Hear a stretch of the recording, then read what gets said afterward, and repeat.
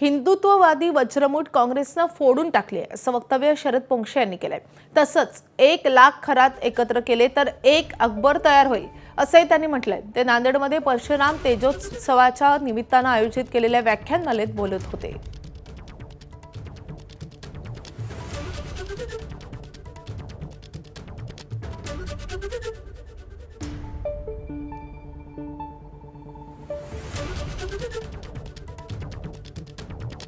Mughal Azam cinema बनवला जातो, त्या मुघल आझम मध्ये अकबर किती सेक्युलर होता हे दाखवण्यासाठी त्याच्यामध्ये अस्तित्वातच नसलेलं एक जोधा नावाचं पात्र उचललं गेलं। असे 1,00,000 खरात एकत्र केले तर एक अकबर होईल।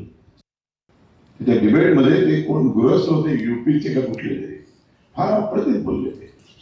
मला एवढं पडलं, त्यांनी विचारलं मोदी साहेब का काय करत नाही, म्हणजे ते का करावं त्यांनी।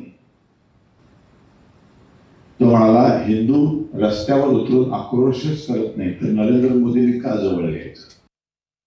इथे धर्माच्या नावावर वेगळं काही मिळत नाही असं म्हणतात, मग फक्त मंदिरांवरतीच सरकारचा कंट्रोल काय इतकी वर्ष स्वतंत्र भारतामध्ये।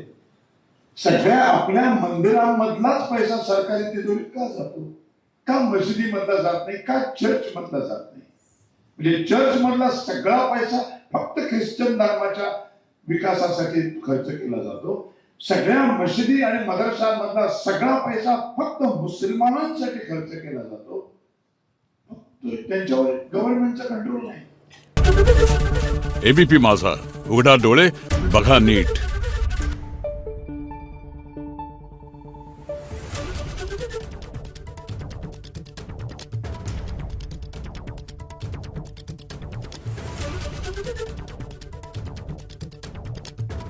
Thank you.